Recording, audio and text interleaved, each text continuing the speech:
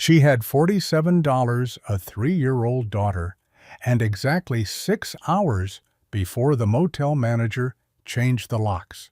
Rebecca Mitchell sat on the edge of a sagging mattress, counting the bills one more time as if the math might change.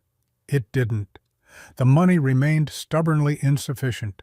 The room still smelled like cigarette smoke from previous tenants, and Lily kept humming while coloring on the back of a takeout menu because they'd run out of paper 2 days ago. The knock came at 9:30. 3 sharp raps that made Rebecca's stomach clench. "Checkout is 11, ma'am." The voice through the door carried the practiced indifference of someone who'd delivered this message 100 times before. Rebecca pressed her palms against her thighs, willing her voice steady. "I'll be ready." Footsteps retreated down the outdoor corridor. Lily looked up from her drawing. Crayon paused mid-stroke. At 3 years old, she'd learned to read her mother's face better than most adults could read a map. "We moving again?" Rebecca forced a smile that didn't quite reach her eyes. "Just for a little while, baby." The lie tasted familiar. They'd been moving for 6 months now, ever since the restaurant where Rebecca worked closed without warning, taking her paycheck and health insurance with it. The apartment went next, then the storage unit with everything they couldn't carry. Now they were down to one backpack, $47, and a daughter who thought sleeping in different rooms every few nights was some kind of adventure. Lily returned to her drawing. She was sketching a house, or what a 3-year-old had imagined a house should be: a square with a triangle roof, 4 windows, a door in the exact center. Smoke curled from a chimney that looked more like a straw.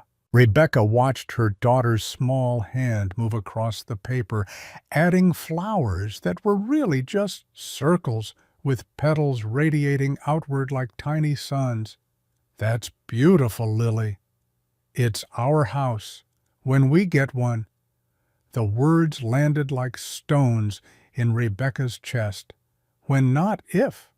Her daughter still believed in certainties, in futures that arrived on schedule. Rebecca had stopped believing in much of anything except the next meal, the next place to sleep the next morning, when she'd wake up and figure out how to make it through another day. The mail carrier found them at 10:15. Rebecca had stepped outside to throw away the granola bar wrapper from Lily's breakfast, the last food they had until she figured out what came next. A woman in a blue uniform walked past the motel office, a stack of envelopes in her hand, scanning door numbers. Rebecca Mitchell. The sound of her own name startled her. Nobody sent her mail anymore. Everyone who mattered knew she had no permanent address. "That's me." The carrier handed her a single envelope, thick and cream-colored, the kind of paper that suggested lawyers or bad news, usually both.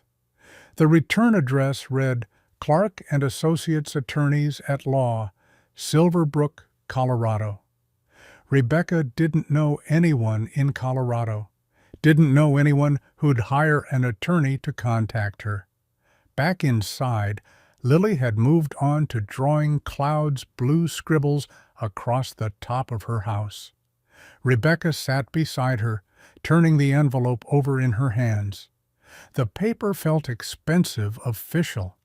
She slid her finger under the seal and pulled out 3 items: a typed letter on letterhead, a hand-drawn map that looked like something from another century, and a photograph so old the colors had faded to sepia. The photo showed a man in his 40s, broad-shouldered and weathered, standing beside a girl maybe 10 years old. They weren't touching, weren't smiling, but they stood close enough that Rebecca could see the resemblance in their jawlines, the way they both held their shoulders slightly too rigid. On the back, in careful handwriting, Christopher and Rachel, 1985. Rachel, her mother's name. Rebecca's hands trembled as she unfolded the letter. Dear Ms. Mitchell, this office represents the estate of Christopher Davis, who passed away on March 14, 2023. You have been identified as his sole living heir. Mr. Davis left specific instructions regarding a property located in Silver Brook, Colorado. To claim legal ownership, you must pay $10 in back taxes to the county assessor's office. The deed and related documents are available for pickup at our office. Please contact us at your earliest convenience to discuss the transfer. Sincerely, Timothy Clark, Esquire. Rebecca read it 3 times. $10. The property cost $10. Either this was a scam so obvious it insulted her intelligence, or the land was so worthless nobody else wanted it. She pulled out her phone battery at 18% no charger because she'd sold it for gas money last month, and searched for Christopher Davis, Silver Brook, Colorado. Nothing came up. No obituary, no social media, no digital footprint that would confirm he'd existed at all. She tried Timothy Clark next. The law office had a website, basic but legitimate looking. Established 1987. Real address. Phone number with a Colorado area code. Lily tugged on her sleeve. Mommy, I'm hungry. Rebecca checked the time. 10:43. She had 77 minutes before they lost the room, $47 to her name. And apparently, a grandfather she'd never heard of who'd left her something that cost less than a tank of gas to claim. The math wasn't complicated. Bus tickets to Silver Brook would cost money she didn't have. Staying here cost money she didn't have. Everything cost money she didn't have. But one option came with the word property attached to it, and the other ended with her daughter sleeping in their car until that got repossessed too. She picked up the phone and dialed the number on the letterhead. 3 rings, then a man's voice, older patient. Clark and Associates. Rebecca's throat felt dry. This is Rebecca Mitchell. I received a letter about Christopher Davis. A pause. Not surprise exactly, more like recognition. Miss Mitchell, I wasn't certain you'd call. The letter says he was my grandfather. He was your mother's father. Rebecca gripped the phone tighter.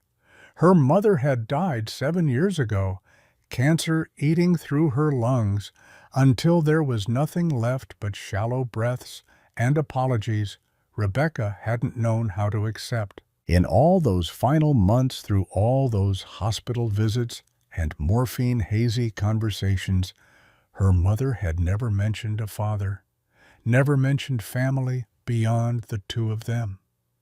My mother never talked about him. Timothy Clark's exhale crackled through the speaker. She wouldn't have. Rachel cut ties with Christopher when she was 18. He spent years trying to reconnect. She refused every attempt. Why, that's not my story to tell, Miss Mitchell. But Christopher never stopped looking for her. When he learned she'd passed, he shifted his focus to finding you. Rebecca watched Lily add a sun to her drawing yellow crayon, moving in careful circles. He found me 3 years ago, but by then your mother's wishes were clear in her final letters to him. He decided to respect them while she lived. After she died, he waited, wanted to give you time to grieve before complicating your life. 3 years. Rebecca thought about where she'd been 3 years ago, working double shifts at the restaurant, raising a baby, alone, barely scraping by, but at least scraping. If Christopher had contacted her, then would she have listened? Would she have believed him? The letter mentions property. 40 acres in the San Juan Mountains. He purchased it in 1994. The structure on the land is registered as a mining storage facility. No utilities, no road access. It's been sitting vacant for 30 years. Rebecca's hope, already fragile, cracked a little further. So it's worthless. Legally, yes. Emotionally, Christopher seemed to think otherwise. He left very specific instructions about transferring it to you. For $10. The back taxes, yes, that's all the county requires. Rebecca looked at the $47 spread across the motel bedspread.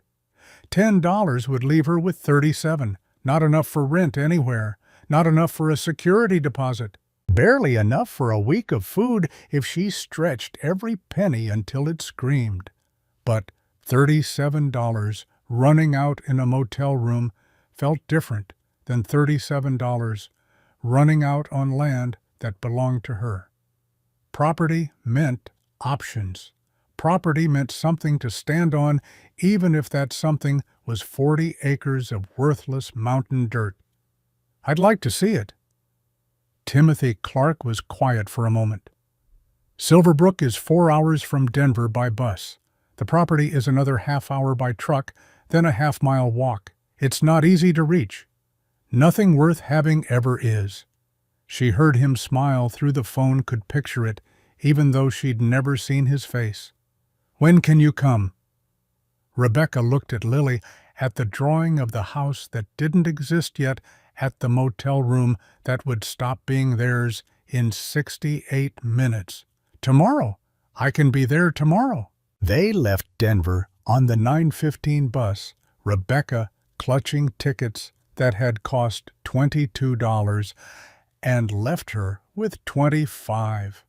Lily pressed her face against the window, watching the city give way to suburbs, then to smaller towns that looked like they'd been forgotten by time.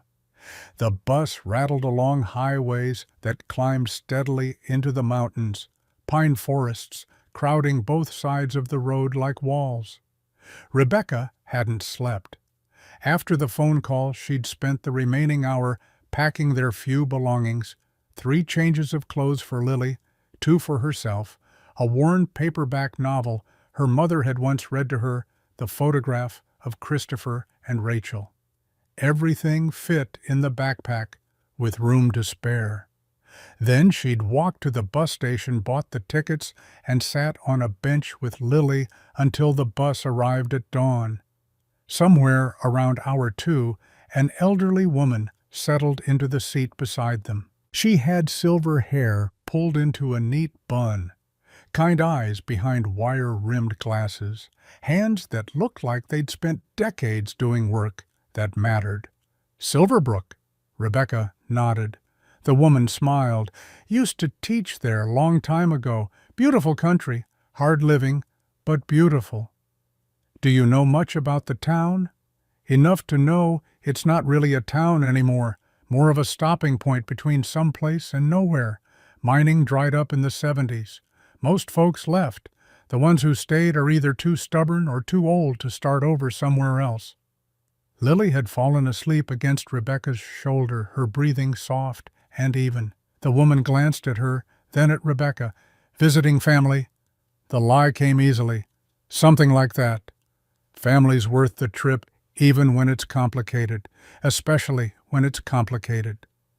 Rebecca wanted to ask what she meant, but the woman had already closed her eyes, settling into her own quiet thoughts. Outside the window, the landscape grew wilder. Fewer houses, longer stretches of nothing but trees and sky. The kind of emptiness that could swallow a person whole if they weren't careful. By the time the bus pulled into Silverbrook, Rebecca's neck ached from holding Lily's weight, and her mouth tasted like the stale air of too many hours in a vehicle that needed better ventilation. The town appeared exactly as Timothy Clark had described: one main street, maybe 5 functional businesses, and the unmistakable feeling that everyone who could leave had already done so. She gathered Lily and the backpack, stepping onto pavement that hadn't been repaved in at least a decade. Cracks spiderwebbed across the surface. Weeds pushed through wherever they could find purchase. The afternoon sky hung gray and heavy, the kind of weather that threatened rain without committing to it. Lily woke up fully blinking against the light. Where are we? Somewhere new, baby. Is it home? Rebecca shifted the backpack higher on her shoulder. We'll see. Main Street looked like a movie set from the 1970s that nobody had bothered to update. A hardware store with faded paint, a diner with a flickering neon sign that probably hadn't worked properly in years, a post office, and above the hardware store a brass plaque that read Clark and Associates Attorneys at Law. Rebecca needed to use a bathroom. Lily needed food. They had $25 and no plan beyond claiming a piece of land she'd never seen. She pushed open the diner door. Inside smelled like coffee and grease, the kind of place where the menu probably hadn't changed since Nixon was president. A few customers scattered across booths, all of them looking up when she entered. Their eyes tracked her, the backpack, the obvious exhaustion, the small child clinging to her hand. A woman behind the counter, 50s maybe, with sharp eyes and a harder expression, didn't smile. "Help you? Could I use your restroom?" The woman's gaze flicked to Lily, then back. "Customers only." Rebecca felt the weight of every dollar in her pocket. "I'll buy coffee." $4.50. Highway robbery for coffee.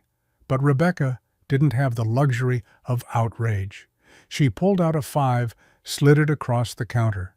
The woman took it, rang up the sale, handed back 2 quarters like she was doing Rebecca a favor. "Bathrooms in back."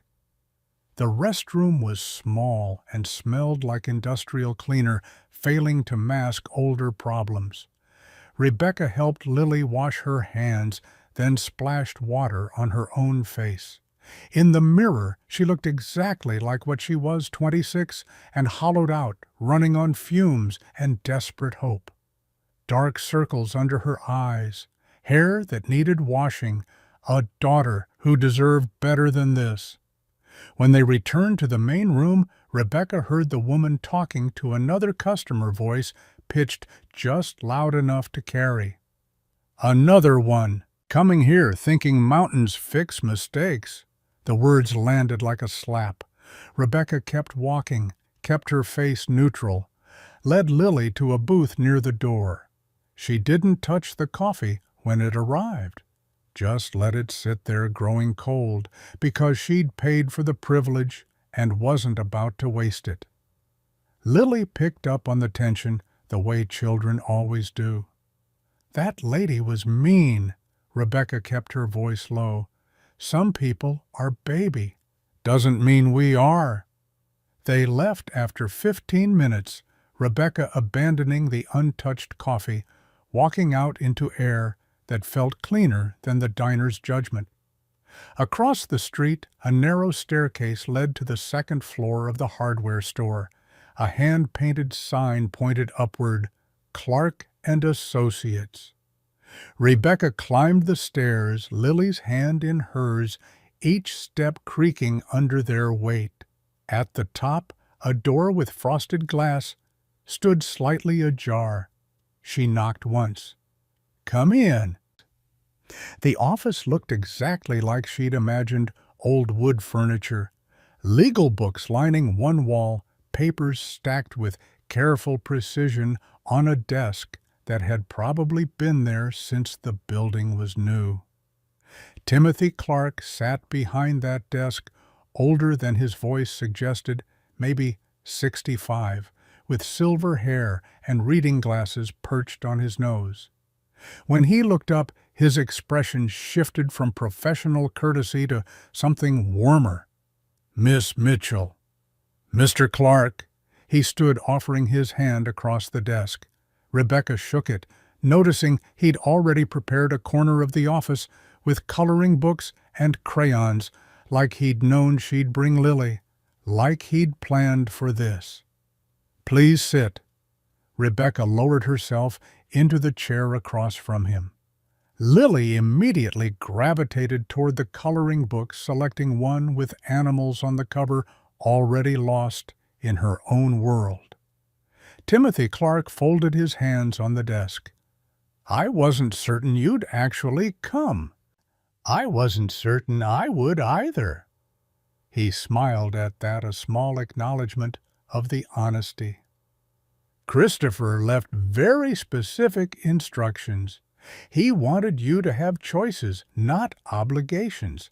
Everything I'm about to show you, you can walk away from at any time." Rebecca's chest tightened. "Show me." Timothy opened a folder, pulling out documents yellowed with age. Property deed dated 1994. Survey maps. Tax records showing payments made every year until 2023, then nothing. He spread them across the desk like evidence in a trial. "Your grandfather purchased 40 acres in the San Juan Range for $12,000 cash. No mortgage, no liens, just a straightforward sale. He never developed it, never filed permits, just paid the taxes and waited." "Waited for what?" Timothy pulled out another envelope, this one sealed with wax that had cracked over time. "For Rachel, your mother, but she never came, so he waited for you." He slid the envelope across the desk. Rebecca's name on the front, written in handwriting she didn't recognize, but somehow felt familiar. She broke the seal, pulled out photographs, images of herself she'd never seen before. School pictures, graduation, candid shots taken from a distance like someone had been watching her grow up from across parking lots and playgrounds. "He was following me." Timothy's expression remained neutral, carefully so. "He was protecting you, or trying to. Your mother made him promise never to contact you directly. He respected that, but he never stopped paying attention." Rebecca's hands trembled. Lily glanced up from her coloring, sensing the shift in the room. "Mommy." "It's okay, baby. Keep drawing." Lily returned to her animals, apparently satisfied. Rebecca looked at Timothy Clark. "Why now? Why wait until he was dead?" "Because your mother asked him to. She wrote him a letter 6 months before she died. He kept it. I have it here." Timothy produced another envelope, this one newer, the paper crisp. Rebecca's mother's handwriting on the front, small, precise letters that brought back memories of grocery lists and birthday cards and notes left on the refrigerator. Her throat constricted as she opened it. "Dad, I forgive you, but I can't see you. Too much hurt, too many years. Maybe that makes me a coward. Maybe it makes me human. I don't know anymore. If you find Rebecca someday, if she needs help, and you're still around to give it, tell her 3 things. 1. You loved her before you ever met her. 2. Your kind of love was hard and imperfect, but it was real. 3. Don't make my mistake. Don't run from hard things just because they hurt. The land you bought for me all those years ago, I never wanted it. But Rebecca might. Give it to her if she needs it. Tell her it's not charity, it's a foundation. I'm sorry I couldn't be the daughter you needed. I hope she can be the granddaughter you deserve. Rachel." Rebecca's vision blurred. She folded the letter carefully, slid it back into the envelope. Across the desk, Timothy Clark waited with the patience of someone who'd delivered difficult news before. He tried to find you while she was alive. She'd made him promise not to contact you. After she died, he waited, thought you'd need time to grieve. 3 years ago, when he learned about Lily, he updated his will. 6 months ago, he got sick, died 3 months later. What did he die from? Heart gave out. 67 years building houses and foundations, and his own heart couldn't hold together. Rebecca looked at Lily, who'd moved on to coloring a giraffe with purple spots. Her daughter. Christopher's great-granddaughter, a child he'd known existed but never met, never held, never got to watch grow. The property. Can I see it? Timothy pulled out a set of keys, old and iron, the kind that looked like they belonged to a castle instead of a mining facility. I can drive you to the access road. You'll have to walk the last part. It's not maintained. Rebecca stood. Lily looked up, recognizing the shift. Are we going? Yes, baby. We're going to see something. Timothy Clark led them down the stairs and to a truck that had seen better decades. The drive took 30 minutes, winding through forests that grew denser with each passing mile. Conversation died after the first few turns. The mountain roads demanded attention, and Timothy seemed to sense that Rebecca needed quiet to process everything she'd learned. They stopped where the pavement turned to dirt, then where the dirt turned to barely visible tracks. Timothy handed her the walkie-talkie from his glove box. Channel 4, 3-mile range. You'll need it if anything goes wrong. Rebecca took it, the weight solid in her hand. How far? Half-mile that way. He pointed to a gap in the trees that might have once been a trail. You'll see it when you get there. Lily climbed onto Rebecca's back arms, wrapping around her mother's neck. The backpack made the balance awkward, but Rebecca adjusted, finding the center of gravity that would carry them both.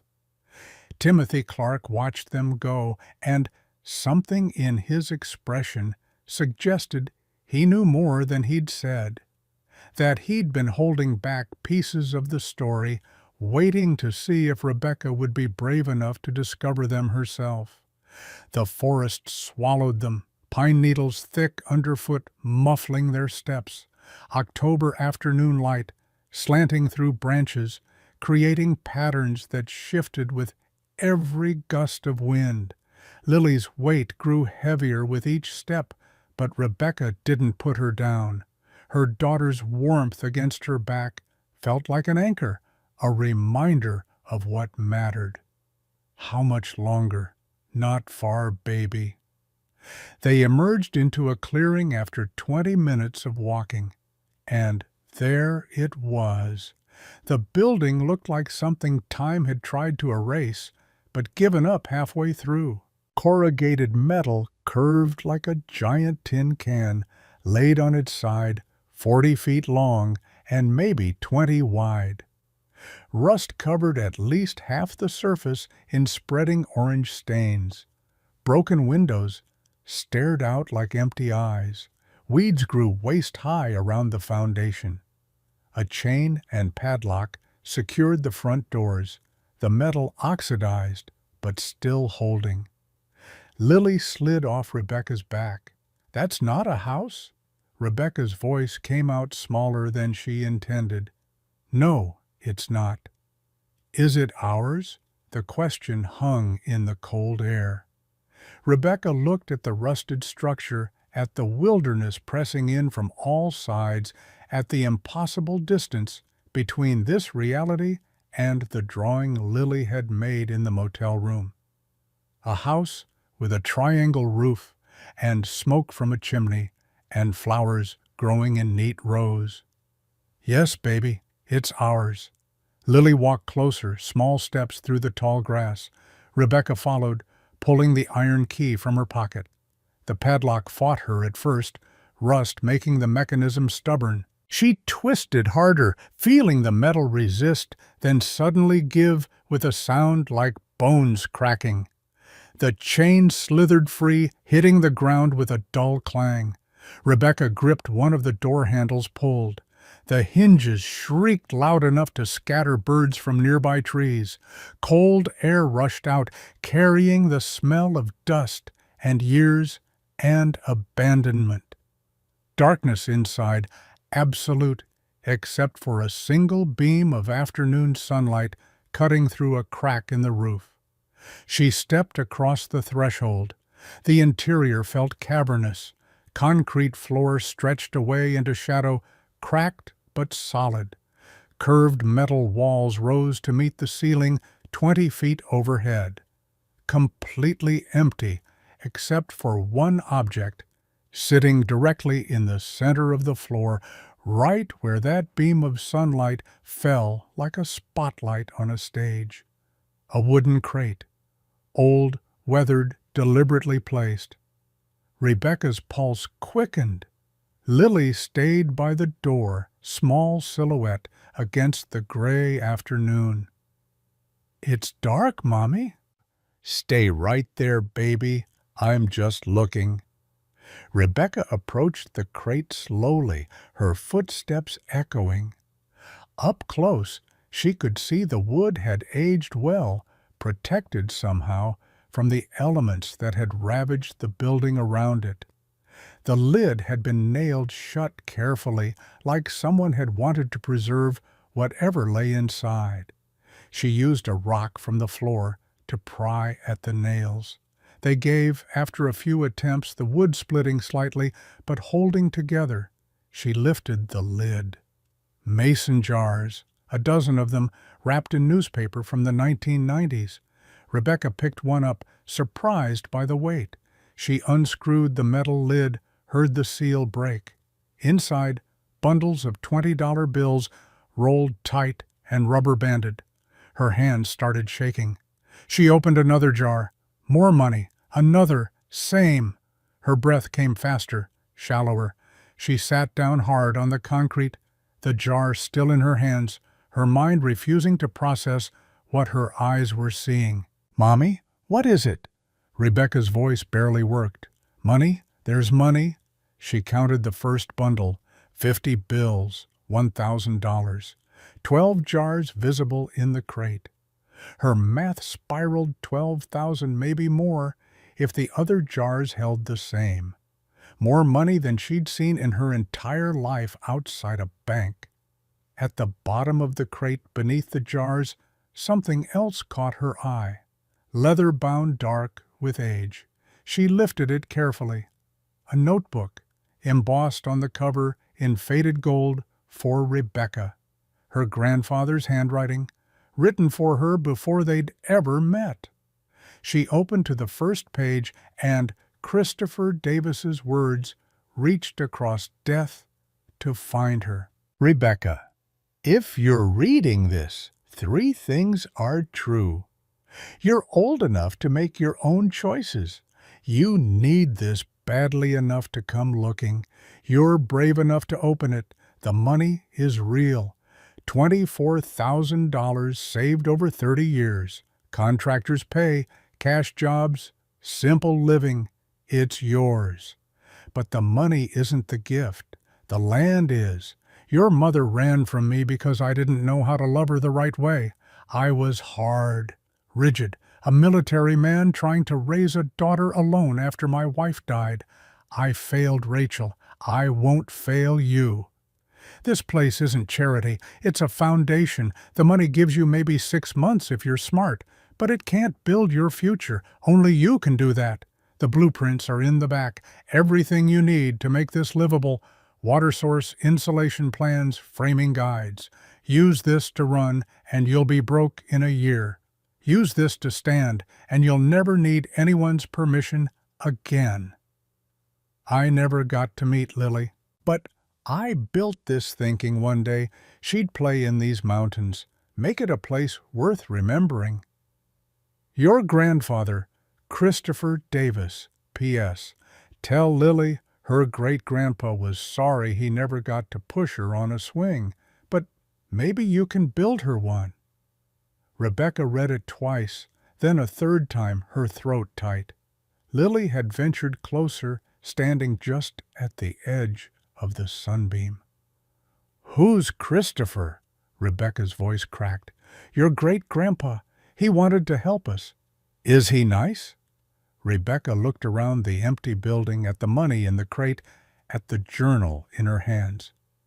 "Yes, baby, I think he was trying to be." The sun shifted as afternoon became evening, temperature dropping. The reality of their situation crystallized. She had $25 in her pocket, 24,000 in mason jars, a 3-year-old daughter, and a rusted building in the middle of nowhere with no heat, no water, no walls. She could use the money to run, get an apartment somewhere, buy time to find another job, stretch it for months, maybe a year if she was careful. Then it would run out, and she'd be right back where she started, broke, desperate, dependent on luck that had never shown her much favor. Or she could stay, figure out how to survive winter in a metal shell, learn to build from blueprints drawn by a dead man. Bet everything on the possibility that foundations once built right actually held. Lily tugged her sleeve. "Mommy, I'm cold." Rebecca closed the journal, stood. Her legs felt shaky, like the ground had shifted under her feet, and she was still finding her balance. She gathered Lily into her arms. "Let's make camp, baby."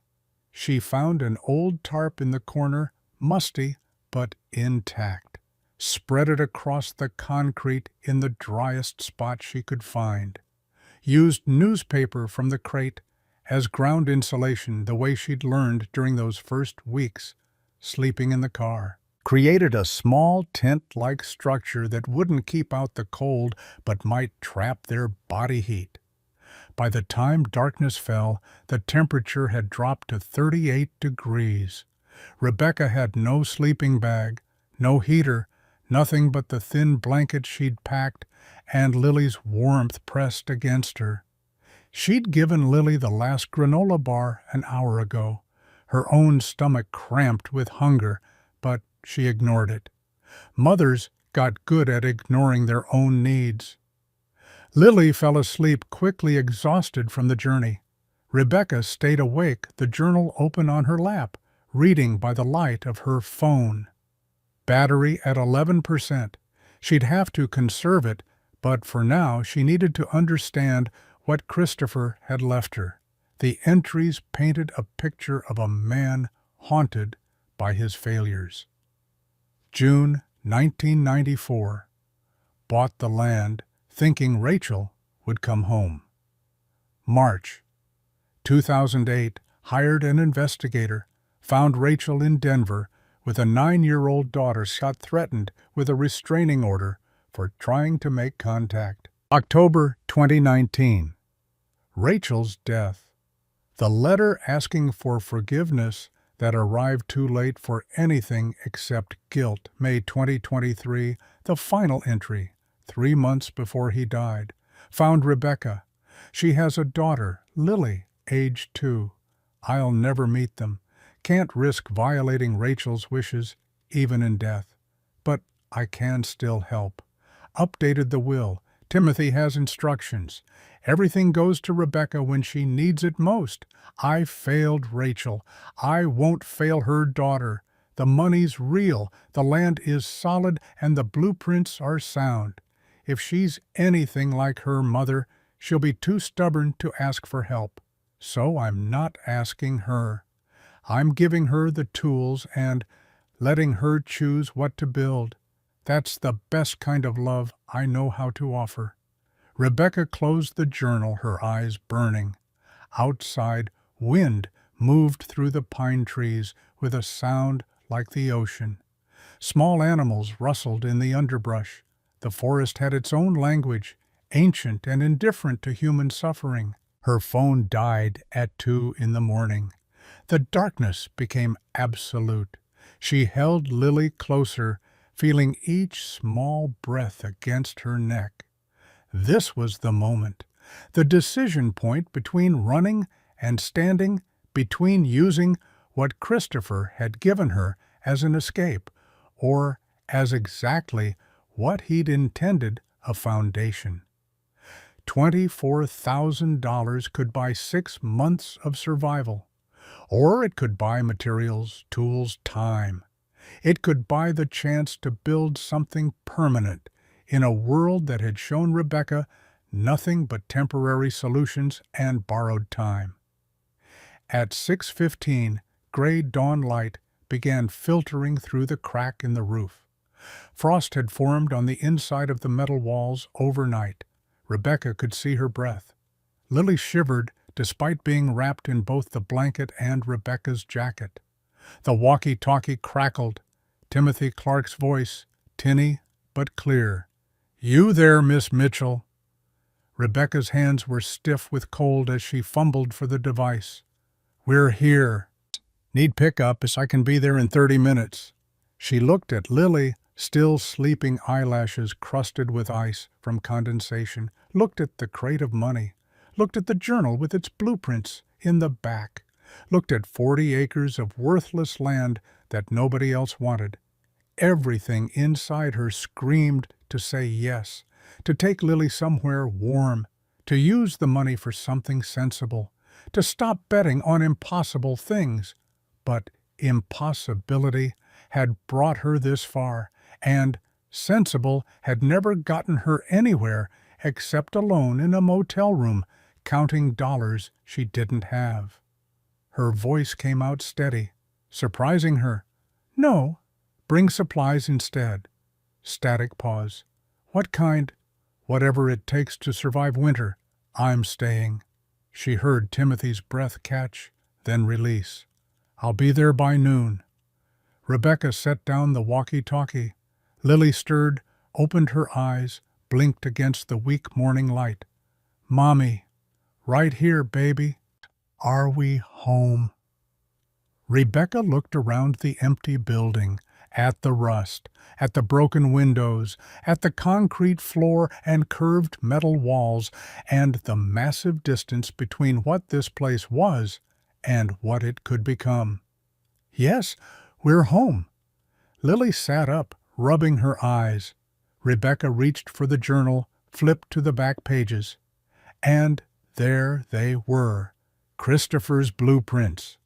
Detailed drawings showing how to transform a mining storage facility into something livable.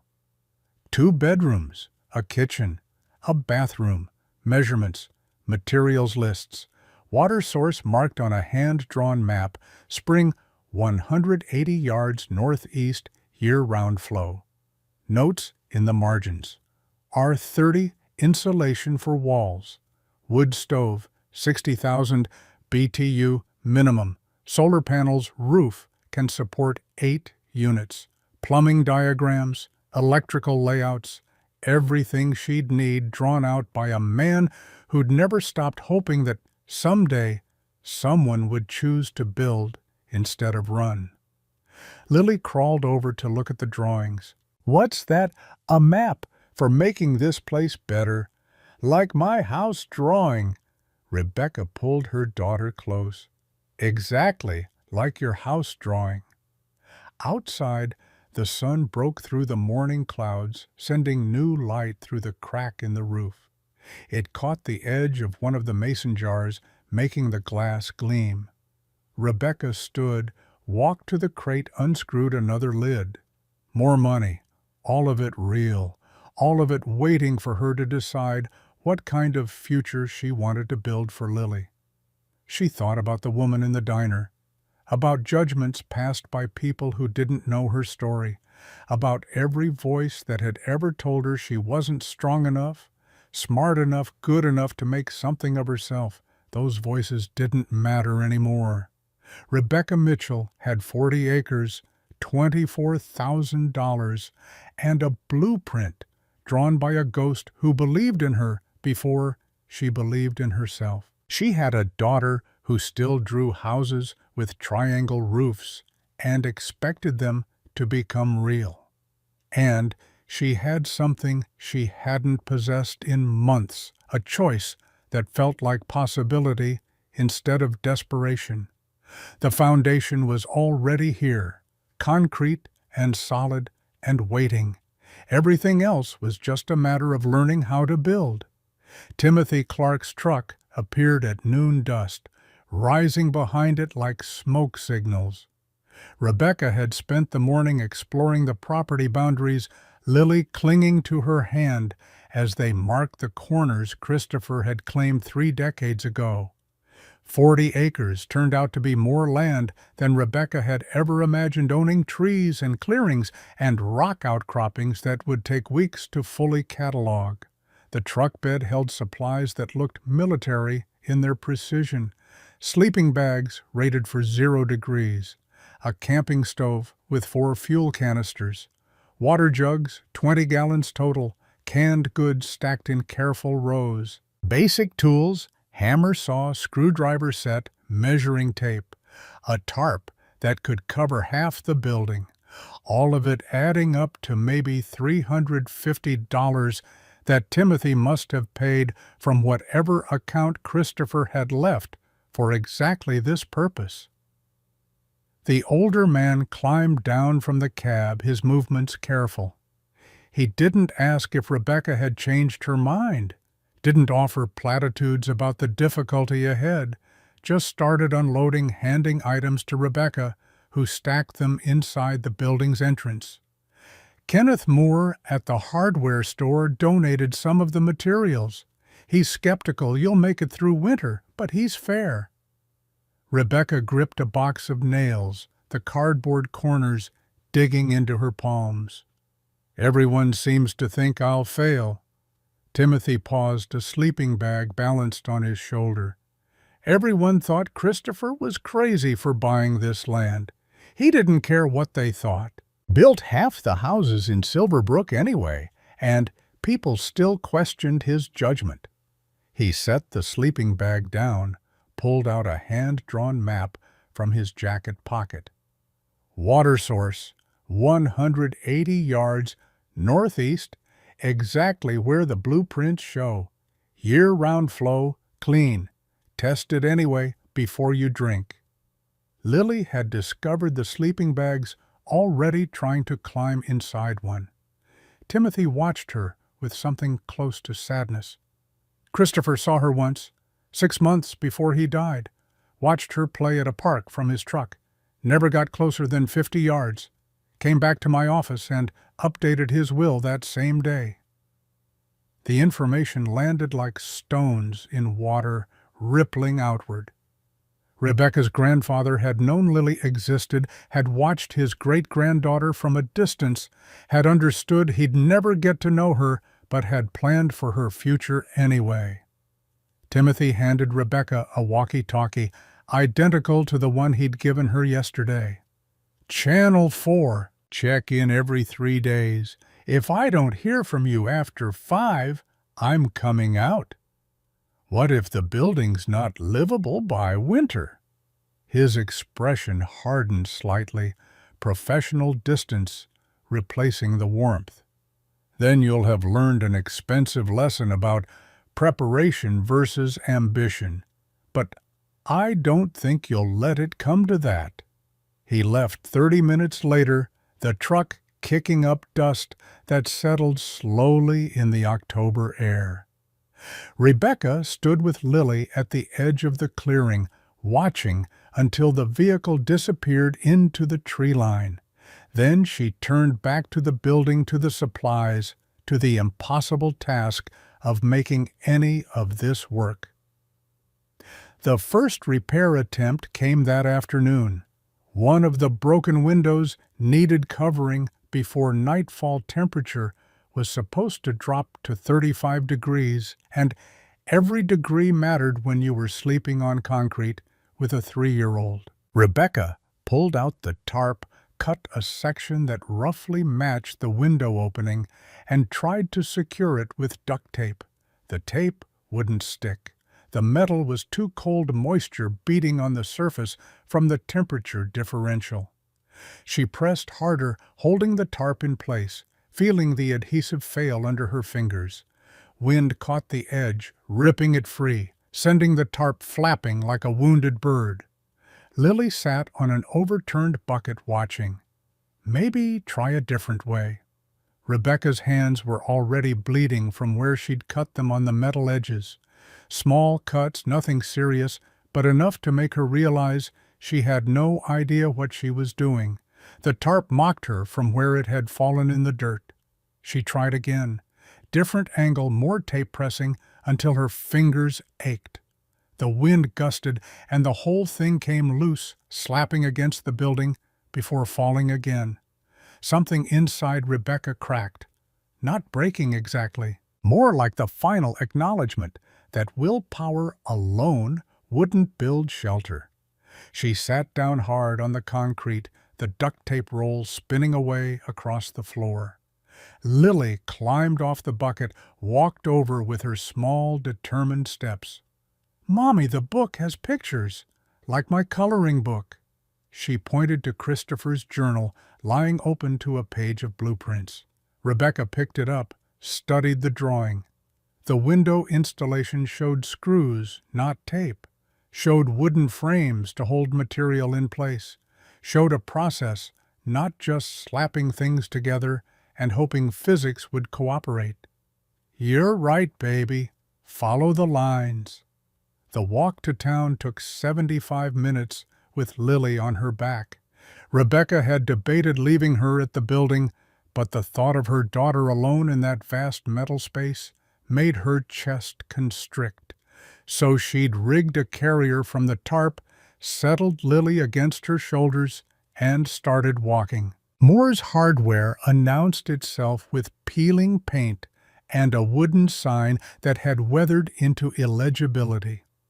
Inside smelled like sawdust and machine oil and decades of transactions that had probably looked exactly the same. A man stood behind the counter, late 50s, with hands that showed a lifetime of manual labor and eyes that assessed Rebecca the moment she entered. "You the one staying at Christopher Davis's place?" Kenneth Moore's voice carried the flat certainty of someone who already knew the answer and was just confirming facts.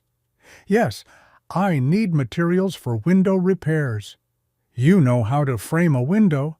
"I can learn." His laugh was short, humorless. "Mountains don't care about learning curves.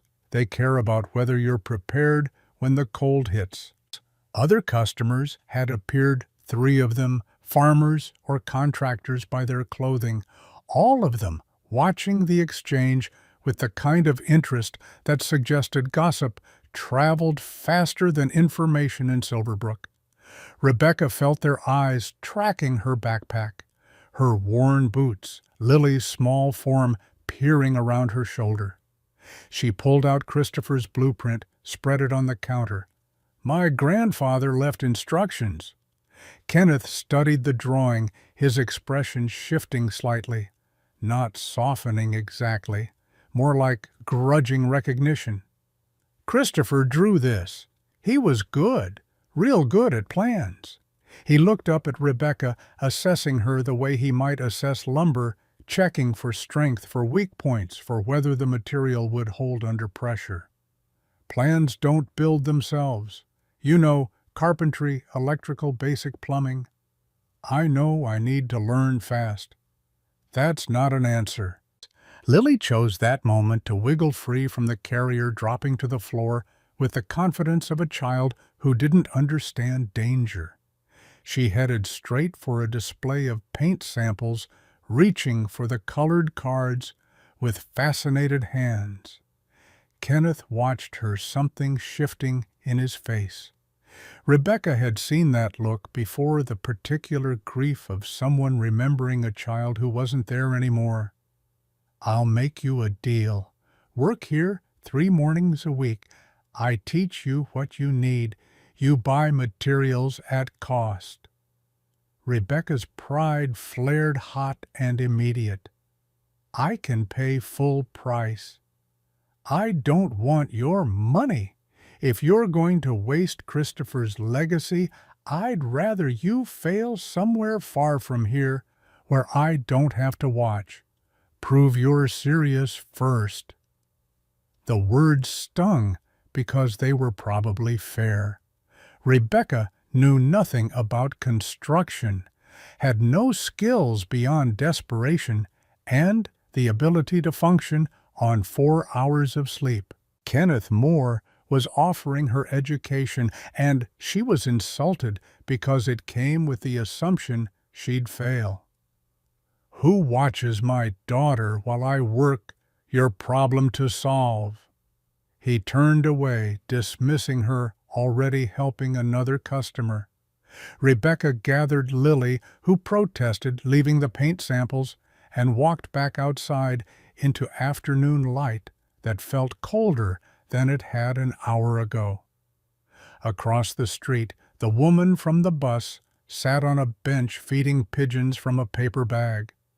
Dorothy Hill looked up as Rebecca approached, recognition immediate in her expression. "Rebecca Mitchell, I wondered if you'd stayed." "You knew I'd come here." Dorothy's smile was knowing. "Small town. Timothy Clark mentioned you might be arriving, and I saw you at the diner yesterday, though you probably didn't notice me in the corner booth." Rebecca's face flushed, remembering the owner's comment about mistakes and mountains. Dorothy stood brushing crumbs from her lap. The pigeons scattered, then regrouped optimistic. "I run an unofficial daycare from my home. 4 children, most days ages 2 to 5, $2 an hour." The number was absurdly low, impossibly generous. Rebecca's instinct was to refuse, but Lily had already brightened at the mention of other children. "I don't know if I can afford even that right now." "Your grandfather fixed my furnace in 2015. Wouldn't take payment. Said neighbors help neighbors, and if we all waited until we could afford kindness, nobody would ever receive it." She pulled a business card from her purse, hand-written the address in careful script. "Bring her by tomorrow morning, 7:30. She'll be safe there." Rebecca took the card, throat tight. Christopher's shadow kept extending forward, reaching past his death, to smooth paths he'd never walk. Every person she met in Silverbrook seemed to carry some memory of him, some small debt they were eager to repay to his granddaughter. Dorothy bent down to Lily's level. "Do you like stories? I have lots of books." Lily nodded, suddenly shy. Dorothy straightened her gaze, returning to Rebecca. "You go learn to build. Your daughter will be fine." The next 3 weeks blurred into a rhythm that left Rebecca's body aching and her mind sharper than it had been in years. Monday, Wednesday, Friday mornings, she worked at the hardware store, Kenneth teaching her with the kind of brutal efficiency that came from having taught hundreds of people and having zero patience for mistakes that could be avoided. He showed her how to measure properly twice, then a third time, before cutting, how to read grain in wood, how to recognize which 2x4s would warp and which would hold, the difference between load-bearing and decorative, the physics of weight distribution. "You're slow, but you listen. Most people don't." His compliments came wrapped in criticism, delivered in that flat tone that made it impossible to tell if he was pleased or just slightly less disappointed. Rebecca took notes in the margins of Christopher's journal, filling pages with measurements and techniques and warnings about what would fail under stress. Lily thrived at Dorothy's. The first day Rebecca picked her up, her daughter was covered in finger paint and wearing someone else's shirt because she'd spilled juice on her own. Other children swarmed the small living room building blocks, scattered across a floor that had probably seen 3 generations of Silverbrook families. Dorothy handed Rebecca a container of soup. "Made extra. Don't argue." Rebecca didn't. She'd learned by then that in Silverbrook, accepting help was its own kind of currency. You took what people offered, and you remembered it, and someday, when you were on the other side of stable, you'd pass it forward. That was how communities survived in places the rest of the world had forgotten. By week 2, Rebecca had built her first wall. Not the partition she'd planned from the blueprint that would come later. This was just a practice piece, a simple frame that would teach her hands how to work together, how to translate Christopher's drawings into three-dimensional reality. She measured wrong on the first attempt, cut the 2x4 3 inches short, wasted $8 of lumber. Kenneth had seen the disappointment on her face when she'd come in to buy a replacement. Everyone wastes their first board. The ones who quit are the ones who waste their second because they didn't learn from the first. Rebecca measured 3 times on the second attempt, cut slowly, carefully, letting the saw do the work instead of forcing it. The piece fit perfectly into the frame. She screwed it into place, stepped back. The wall stood crooked, leaning maybe 2 degrees off vertical enough that anyone with eyes could see the error. But it stood. Lily clapped her hands. "You did it!" Rebecca felt something unlock in her chest. Not pride exactly, more like the first recognition that impossible things became possible if you broke them into small enough pieces. One board at a time, one measurement, one careful cut. "We did it, baby!" She tore the wall down that evening, salvaged the lumber, and built it again. Straighter this time. Not perfect, but closer. Good enough that when Kenneth saw it the following Monday, he just grunted and said walls 2 through 8 would go faster now that she understood the principle. The money became a problem in week 3. Not because Rebecca was running out. She'd been careful spending only on essentials, buying materials at cost through Kenneth's grudging discount. The problem was the bank. She'd gone in to deposit $2,000 in cash, small bills that smelled like the mason jars they'd been stored in. The teller had looked at the money, then at Rebecca, then called over the manager without explanation. The manager, a thin woman with glasses and an expression that suggested she'd seen every scam the mountains could produce, studied the bills like they might spontaneously transform into monopoly money. "This is a significant amount of cash." Rebecca kept her voice level. "My grandfather left it to me.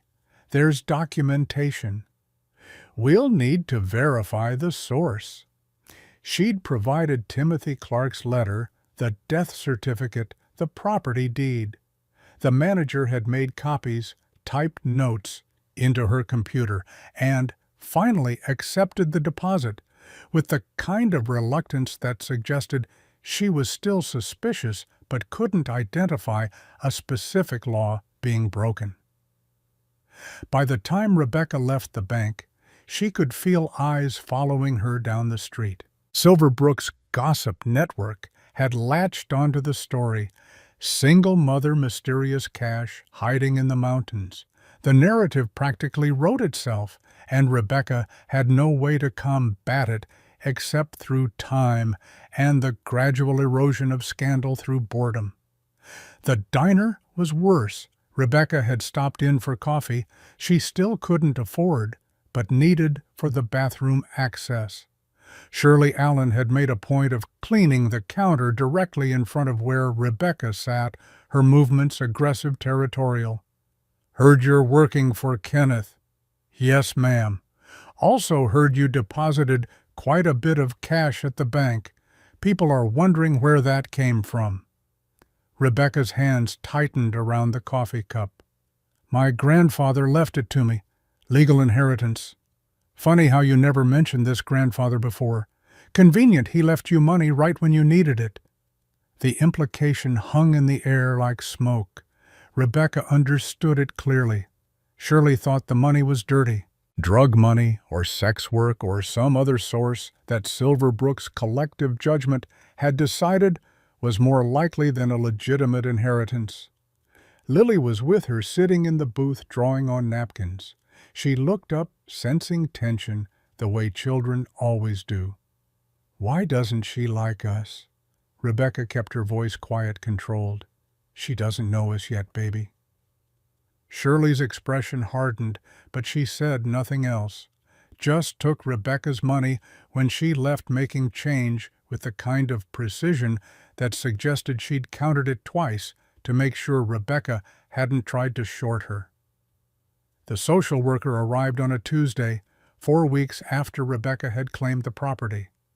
A county vehicle official plates pulling up to the building just as Rebecca was installing insulation in the first completed wall section. She'd seen enough state workers in her life to recognize the type, young earnest, armed with checklists and the absolute certainty that they knew what was best for children. Sandra Young introduced herself with a handshake that was firm but not warm. Mid-30s, dark hair pulled back, eyes that cataloged everything they saw. "Ms. Mitchell, we received concerns about the living conditions for your daughter." Rebecca's heart rate spiked immediately, adrenaline flooding her system. "We're renovating. It's temporary." Sandra walked through the building, making notes on a tablet. No running water. Rebecca carried jugs from the spring daily. No permanent heat source. The camping stove wasn't designed for winter. Lily's sleeping area was a corner partitioned by hanging blankets, her bed a sleeping bag on the concrete floor. The temperature inside read 48 degrees. "This isn't suitable for a child." Rebecca had prepared for this, had known it was coming, but hearing the words still felt like falling. "I'm actively building. The blueprints show—" Sandra cut her off with the kind of professional gentleness that was somehow worse than anger. "I understand you're trying, but trying doesn't keep a 4-year-old warm at night, doesn't provide sanitation, doesn't meet minimum safety standards." She typed something into her tablet, and Rebecca knew with terrible certainty what was coming next. "You have 30 days to establish minimum standards. Heat source capable of maintaining 60 degrees, access to clean running water, separate sleeping area with proper bedding, weatherproofing adequate to prevent exposure to elements." The words came out like a sentencing.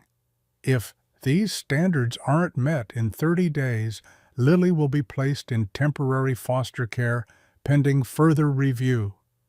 Rebecca's vision narrowed, the world reducing to a single point of focus. Losing Lily.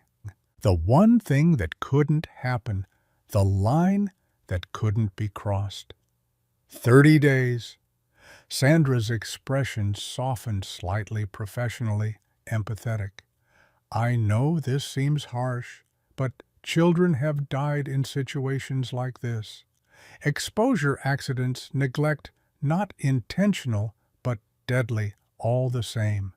We can't risk it." She left her card, drove away in her official vehicle, and Rebecca stood in the clearing for 10 minutes afterward, unable to move. Lily came outside, slipped her small hand into Rebecca's. "Are we in trouble?" Rebecca knelt down, pulled her daughter close. "No, baby. We're just going to build faster."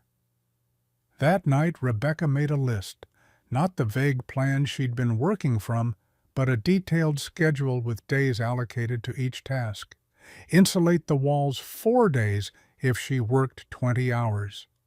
Install the wood stove Kenneth had sold her at cost 3 days, including chimney installation. Frame Lily's bedroom with an actual door 3 days. Run water line from the spring 4 days. Weatherproof windows and seal all gaps 3 days. Final touches and inspection preparation 2 days. 19 days of work compressed into 30 days of time. Possible if she worked every waking hour. Impossible if she didn't. The problem was the 3 mornings a week at the hardware store. She couldn't learn and build simultaneously, couldn't afford to lose the education Kenneth was providing, but also couldn't afford to lose the time. She went to him on Wednesday morning, Lily still at Dorothy's, and laid out the situation. Kenneth listened without interrupting, his weathered face giving away nothing.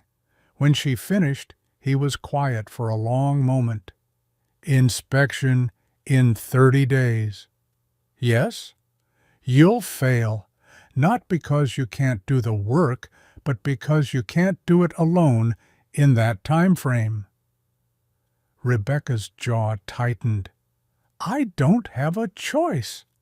Kenneth pulled off his work gloves, set them on the counter with careful precision. Sunday, 6 in the morning. I'll be there. You don't have to. His look silenced her. Not angry, but absolutely final. Christopher Davis spent 30 years helping people in this town. Built porches, fixed roofs, never asked for payment.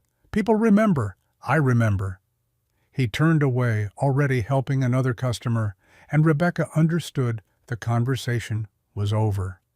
Sunday morning arrived with frost on the ground and ski the color of old bruises. Rebecca had been awake since 4, organizing materials, reviewing blueprints, preparing for whatever help might arrive. Kenneth's truck appeared at 6 exactly, and behind it came 2 more vehicles. The first held Brandon White, the retired electrician who'd helped Kenneth wire the hardware store's expansion 10 years ago. The second carried a young couple Rebecca had seen around town, both of them maybe 30. Both of them wearing work clothes and expressions that suggested they'd been volunteered but didn't mind. Kenneth climbed out of his truck, assessed the building, turned to Rebecca. Where do you want us? The next 8 hours blurred into controlled chaos. Kenneth directed insulation installation, his hands moving with the kind of efficiency that came from 50 years of practice. Brandon mapped the electrical layout, explaining to Rebecca as he worked neutral versus hot, proper grounding load calculations. The young couple, Tom and Rita, framed Lily's bedroom, their speed making Rebecca realize just how slowly she'd been working on her own. Dorothy arrived at noon with food, sandwiches, thermoses of soup cookies that Lily and the other workers descended on like locusts. She'd brought Lily with her, and Rebecca's daughter served lemonade with the kind of seriousness that suggested she'd been promoted to official helper. Shirley Allen appeared at 2 in the afternoon, her truck loaded with donated supplies. She didn't apologize for her earlier judgment, didn't explain the change of heart, just started unloading 2x4s and drywall panels, working alongside people she'd probably known her entire life. By 6 o'clock, the walls were insulated. The bedroom frame stood complete. Brandon had roughed in electrical boxes for future wiring. Tom had explained load-bearing principles while helping Rebecca install support beams. Rita had shown her daughter how to sort nails by size, turning cleanup into a game. Kenneth stood in the center of the building, hands on his hips, surveying the work. Week 1 done in a day. You've got a chance now. Rebecca's throat was too tight for words. She managed something that might have been thank you, but came out more like a croak. Kenneth just nodded, loading tools back into his truck. Next Sunday, same time, bring coffee. They came back the following Sunday, and the Sunday after that. Each weekend brought progress that would have taken Rebecca weeks alone. The wood stove, installed with proper chimney draft water lines run from the spring and insulated against freezing windows, sealed and weather-proofed. Kenneth taught through doing, never explaining anything twice, but always demonstrating the right way first. The weekdays were Rebecca's alone. She worked 18-hour days, Lily sleeping, while Rebecca framed walls and hung drywall and learned through trial and error what mistakes could be fixed and which ones required starting over. Her hands developed new calluses, then blisters under those, then tougher skin. She lost 8 pounds she couldn't afford to lose surviving on coffee and whatever food Dorothy sent home with Lily. The bedroom came together in week 2. Not large, 8 feet by 10, but it had walls and a door that closed and latched. Rebecca painted clouds on the ceiling, while Lily directed her pointing to where each one should go. Simple white clouds against pale blue, the kind a 3-year-old would draw. When they finished, Lily stood in the center of her new room, turning in slow circles. "It's really mine." Rebecca's eyes burned. "It's really yours." Week 3 brought the first serious setback. The water line froze overnight, early cold snap, dropping temperatures to 20 degrees. Rebecca woke to find the pipes she'd spent 4 days installing had cracked water leaking into the ground before she'd even turned on the pump. Tom came out on a weekday, showed her how to insulate properly, how to bury lines below the frost line, how to install heat tape for the sections that couldn't go deep enough. Measure twice, bury once. Same principle as cutting lumber, just with more mud. They redid the entire water system in 2 days.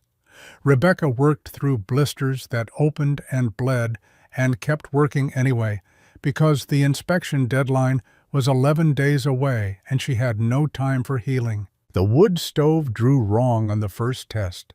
Smoke filled the building, choking and thick, sending Lily outside coughing. Brandon came back, climbed onto the roof, adjusted the chimney cap angle by 3 degrees, tested it again, perfect draft smoke rising straight and clean. Physics doesn't care about your timeline. Either you get it right or you get carbon monoxide poisoning. No middle ground. Day 29 arrived with Rebecca running on 4 hours of sleep over 2 days. The building had walls now insulated and drywalled. Lily's bedroom with its cloud ceiling and actual door. A kitchen area with a functional sink, water pumping cold but clean from the spring. The wood stove maintaining 62 degrees despite outside temperatures in the 40s. Windows sealed gaps, caulked weatherproofing complete enough that rain from the previous night hadn't found a single leak. She walked through the space with Lily checking every detail against the inspection checklist Sandra had provided. "Is it home now, Mommy?" Rebecca knelt down, pulled her daughter into a hug. "Yes, baby, this is home." Sandra Young arrived at 10 o'clock with her supervisor, an older man with gray hair and an expression that suggested he'd seen every type of living situation the county could produce. They went through the building systematically, checking temperature, testing the water, examining the bedroom, looking for any detail that would fail to meet minimum standards. The supervisor ran a thermometer for 15 minutes, 65 degrees maintained, turned on the sink water, flowed clean, opened Lily's bedroom door, saw the bed frame Rebecca had built, the clouds on the ceiling, the small bookshelf Dorothy had donated. He made notes on his tablet, then looked at Rebecca. This is not what I expected. Sandra walked through again, double-checking, maybe hoping to find something that would justify her initial concerns, but the building had crossed the threshold from dangerous to adequate.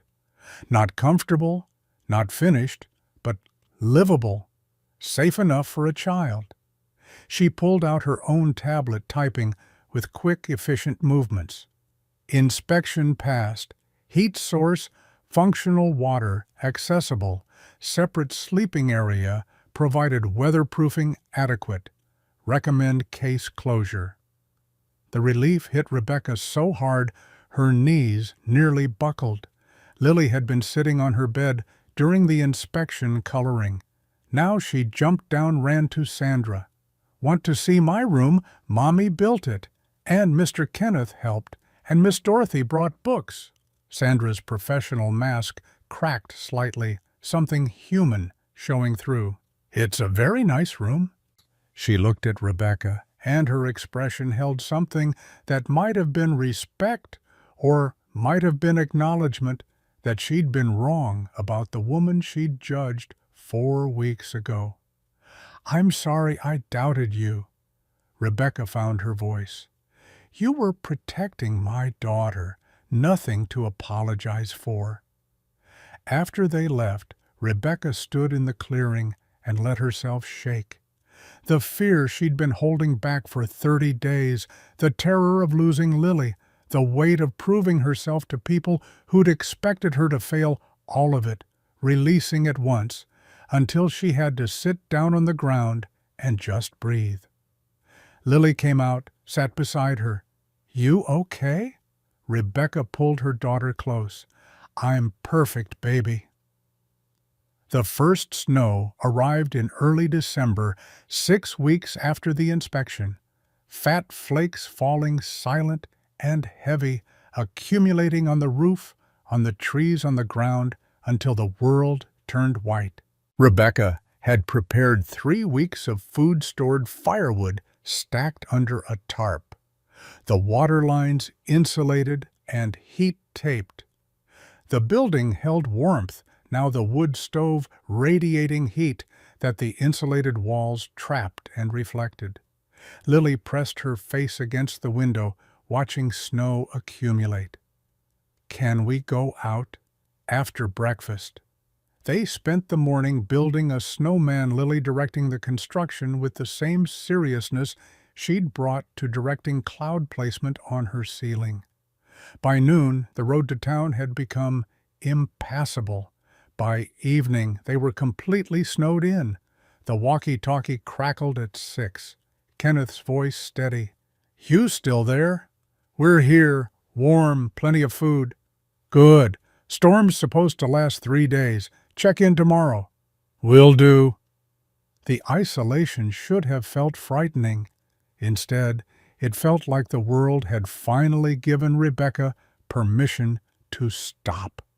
To sit by the stove with Lily, reading books Dorothy had sent home. To teach her daughter to count using pieces of kindling.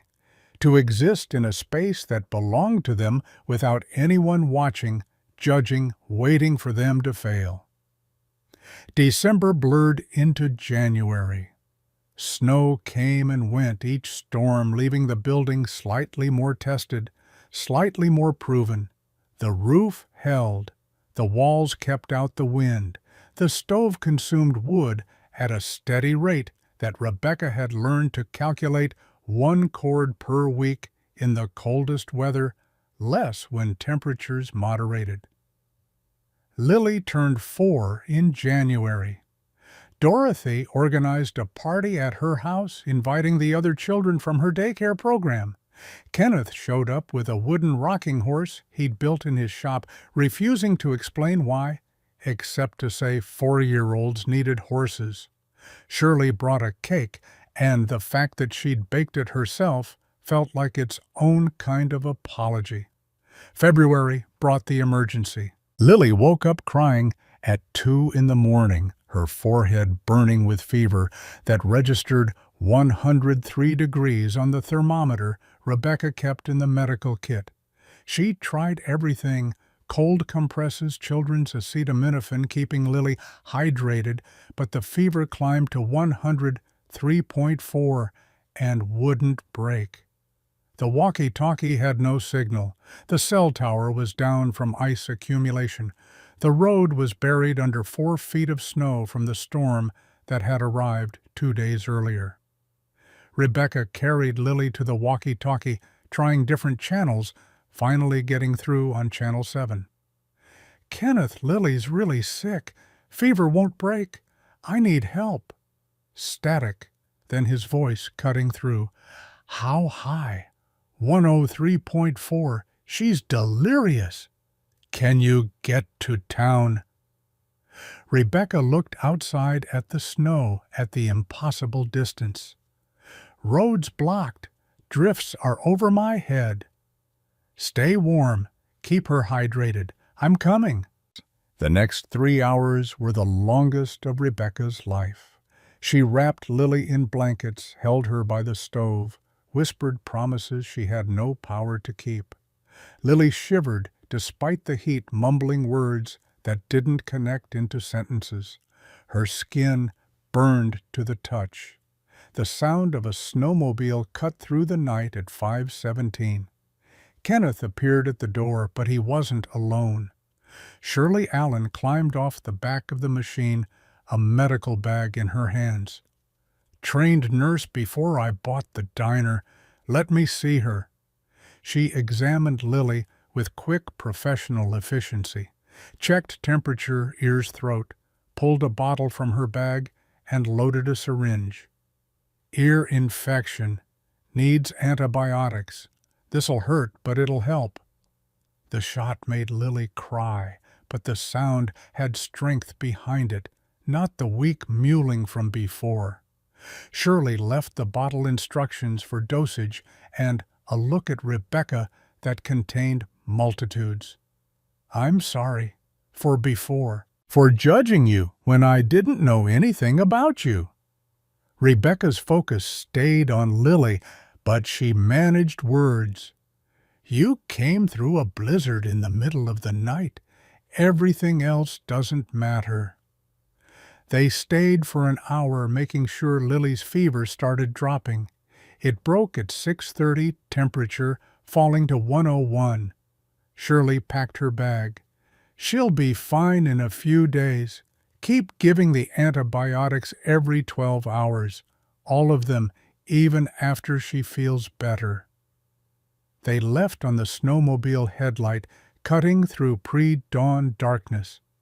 Rebecca held Lily, who'd fallen into real sleep instead of feverish unconsciousness, and understood that Christopher's legacy wasn't just the land or the money. It was the network of people who remembered his kindness and were paying it forward to the granddaughter he'd never met. The thaw came in March, snow melting into mud that made the road barely passable. Rebecca and Lily walked to town for the first time in 10 weeks, emerging from isolation into a world that felt simultaneously familiar and foreign. People waved. The hardware store regulars asked how she'd survived. The diner gave them breakfast on the house, and this time, when Shirley brought the plates, she smiled. Dorothy hugged Lily like she'd been gone years instead of weeks. "We missed you." Kenneth was at the hardware store when Rebecca stopped by to replenish supplies. He looked her over with that assessing gaze that had terrified her 5 months ago, but now felt like being seen clearly. "You made it through winter." "We did. Spring's a good time for expansion, if you're interested." Rebecca thought about the blueprint, about the rooms Christopher had drawn, but she hadn't built yet. The bathroom with actual plumbing. The second bedroom for when Lily grew older. The workshop where Rebecca had started to imagine herself taking on carpentry projects for other people. "I'm interested." Kenneth handed her a receipt for materials she hadn't ordered yet, but the itemized list matched exactly what the bathroom addition would require. "Take the summer. Build it right. I'll teach you plumbing on Wednesdays. Outside, spring light reflected off melting snow, and Rebecca Mitchell stood in the center of Silverbrook with her daughter's hand in hers, looking at a future that had seemed impossible 6 months ago. The building in the mountains wasn't finished, probably never would be completely finished, but it was home now, warm and dry, and theirs, built from nothing but Christopher's plans and a community's reluctant acceptance that had hardened into something approaching family. Lily tugged her hand. "Can we get ice cream?"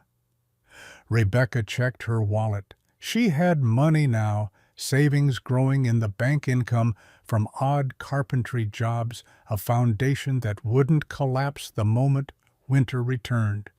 "Yeah, baby, we can get ice cream." October arrived again, marking 12 months since Rebecca had opened that envelope in a Denver motel room. She stood with Lily in the clearing, surveying what impossible determination had built.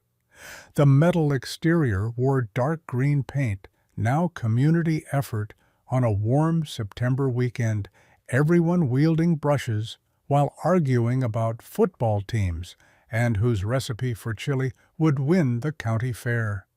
Solar panels caught morning light on the roof, 4 units Kenneth had helped install after teaching Rebecca the mathematics of energy independence. The garden beside the building had produced its first harvest, tomatoes that Lily insisted on picking herself, beans she'd planted in careful rows, squash that had somehow survived her enthusiastic watering schedule. Lily spun in a circle, arms out, 4 years old, and certain the universe existed specifically for her entertainment. Remember when this was scary? Rebecca watched her daughter dance through space that had once felt like a tomb, now transformed into something that held laughter and warmth and the smell of coffee brewing on the wood stove. "I remember when you were braver than I was." The admission came easier now. Rebecca had learned that strength wasn't pretending fear didn't exist. It was building anyway, one board at a time, even when your hands shook. Kenneth appeared at 11, his truck navigating the road that Rebecca and Tom had graded last month, filling ruts and creating drainage that would survive winter runoff. He climbed out slowly, favoring his left knee more than he had 6 months ago. 61 now, with hands that had built half of Silverbrook and a body that was starting to send bills for decades of manual labor. "Got something to discuss." They sat on the bench. Christopher's blueprint had indicated should go here, positioned to catch afternoon sun and provide a view of the mountains stretching endlessly north. Kenneth pulled off his cap, turned it in his hands. "Store needs a manager, full-time position, $42,000 a year, benefits included." Rebecca's coffee cup paused halfway to her mouth. "You're not retiring." "Not yet. But knees are shot back's not much better, and I'm tired of pretending I can work 12-hour days. Need someone who knows inventory, understands customers, can teach the occasional desperate woman how to build a home from nothing."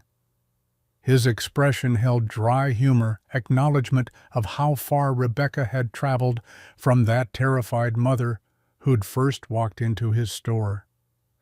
"I don't have management experience." "You built a livable house in 30 days with a 3-year-old and a dead man's blueprint. You're more qualified than anyone I could hire." Rebecca thought about stability.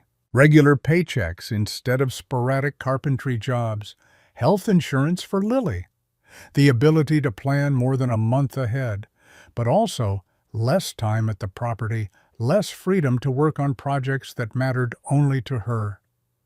"Weekends are mine, for building." Kenneth replaced his cap, stood with the careful movements of someone mapping pain before committing to motion. Wouldn't expect anything else. Start Monday if you want it.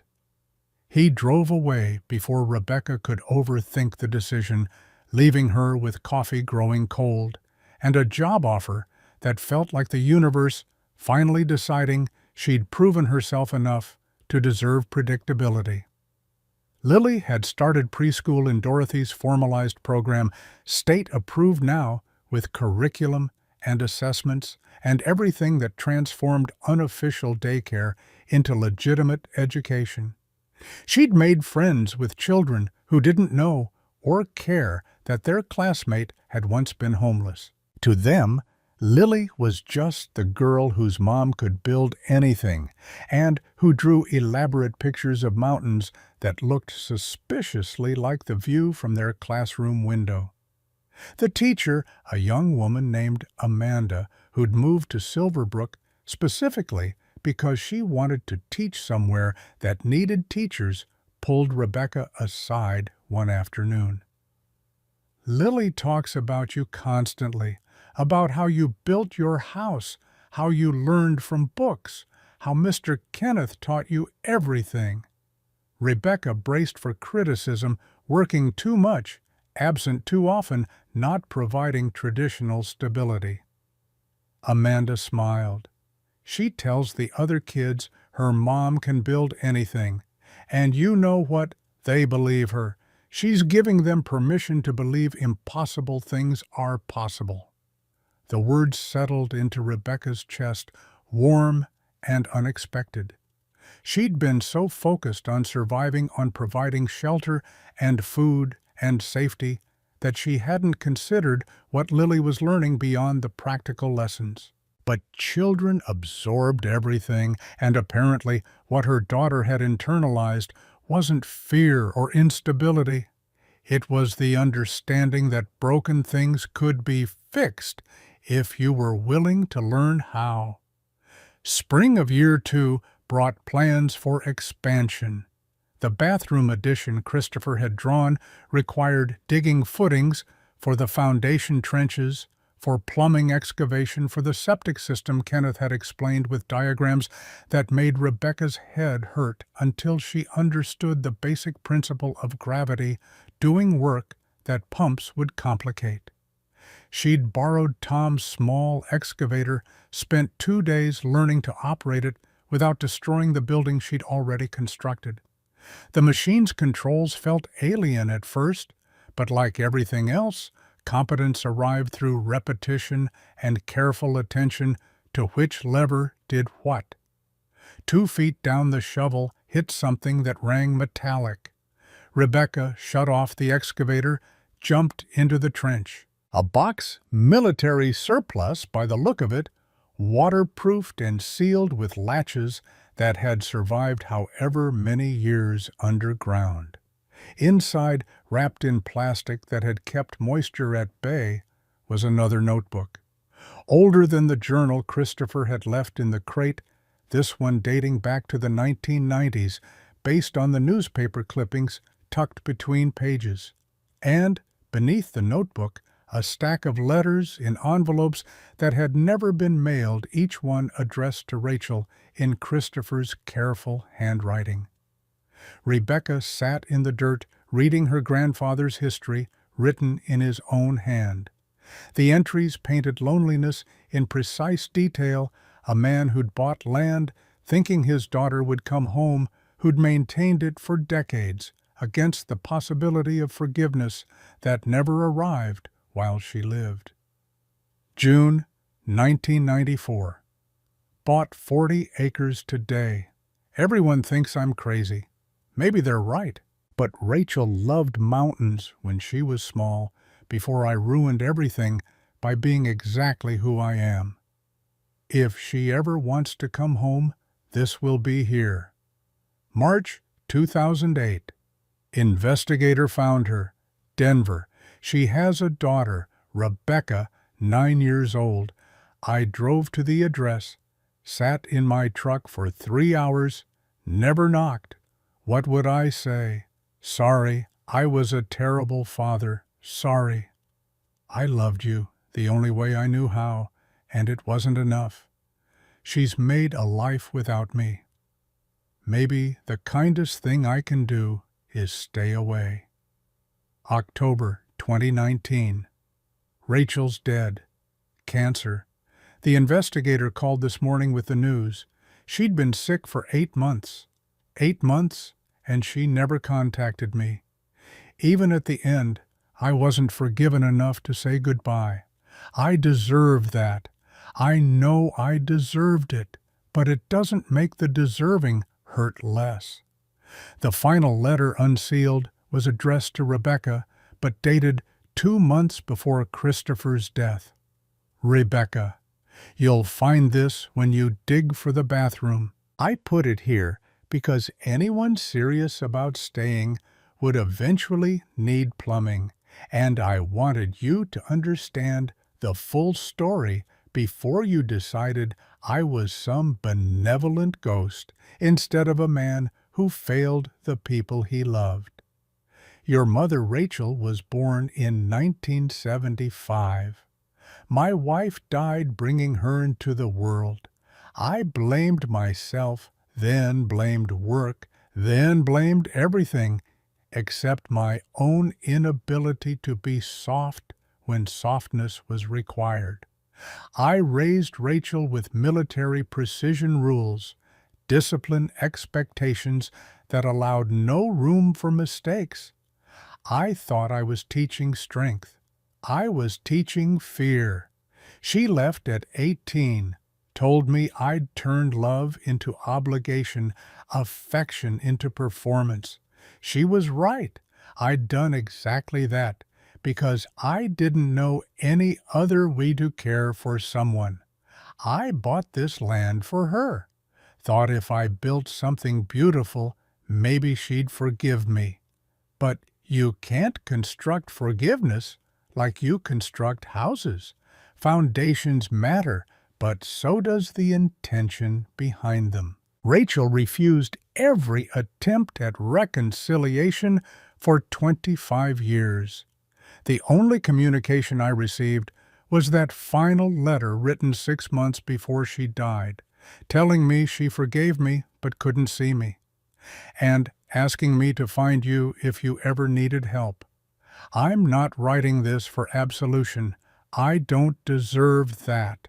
I'm writing so you understand that failure isn't final unless you let it become permanent. I failed Rachel, spent 3 decades failing her again and again by not knowing how to apologize in ways she could accept. But I can still help you, and through you, I can help Lily, the great-granddaughter I'll never meet, but who deserves better than the legacy of broken family I created. This land was meant for Rachel first. She never came, but you did. And maybe that's how healing works, not erasing the hurt, but building something new from the materials failure left behind. Don't make my mistakes, Rebecca. When Lily needs you, be there in ways she can understand. Love isn't just providing, it's being present in the specific ways each person needs. I learned that too late. You still have time. Your grandfather, Christopher Davis. Rebecca sat in the trench until her legs cramped, reading and rereading words written by a man who'd understood his own failures but hadn't lived long enough to fix them. The letters to Rachel he'd never sent chronicled decades of attempts at connection that always fell short, birthday cards returned unopened, Christmas gifts, refused phone calls that went straight to voicemail until Christopher stopped trying. But tucked at the bottom of the stack was one letter that had been opened. Rachel's handwriting on the envelope, Christopher's name dated 3 months before Rachel's death. Rebecca's hands trembled as she unfolded it. Dad, the doctors say 6 months, maybe less. Cancer doesn't care about timetables or things left unsaid, so I'm saying this now while I still can. I forgive you, not because you deserve it or because time healed wounds you inflicted. I forgive you because carrying anger takes energy. I don't have any more, and I'd rather spend what's left remembering the good parts.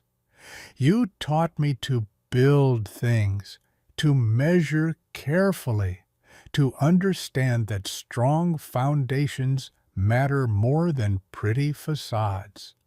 Those lessons served me better than I wanted to admit. I'm sorry I couldn't let you back in. Sorry the hurt was too deep for bridge building. Sorry Rebecca will grow up not knowing her grandfather, and that my stubbornness means you'll never meet your granddaughter.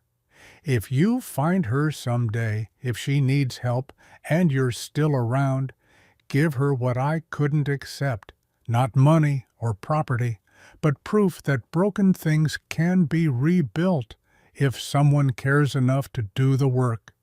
The land you bought for me all those years ago, I never wanted it, because accepting it would mean forgiving you before I was ready. But Rebecca might need it. Give it to her. Tell her foundations aren't just what you build on, they're what you build into the people who come after you. I wish things had been different. I wish I'd been strong enough to forgive you while we both had time. I wish a lot of things that wishing can't fix. But I'm glad you tried. Even when I pushed you away, even when it would have been easier to stop, you kept trying. That matters. Maybe not enough to repair what broke between us, but enough that I can die, knowing my father loved me, even if he didn't know how to show it in ways I needed. Thank you for that, and goodbye. Rachel Rebecca climbed out of the trench metal box under her arm and walked to the building. Lily was at Dorothy's. Kenneth wouldn't expect her at work for another 3 hours. She had time to let herself fall apart in private, to cry for the grandfather she'd never met, and the mother who'd carried pain she'd never fully shared, and the decades of missed connection that couldn't be recovered. She sat on the floor Christopher had poured 30 years ago, reading letters written to a daughter who died before understanding that forgiveness didn't require forgetting, and understanding bloomed like a wound opening. She wasn't just building a house. She was completing work Christopher and Rachel had started and abandoned, proving that what they couldn't fix in their lifetimes didn't have to define hers. The memorial bench took a week to build. Rebecca used lumber left over from the bathroom addition, constructing something simple but solid positioned in the clearing where morning light would hit it first. She carved letters into a pine plaque with tools Kenneth had taught her to, each stroke deliberate.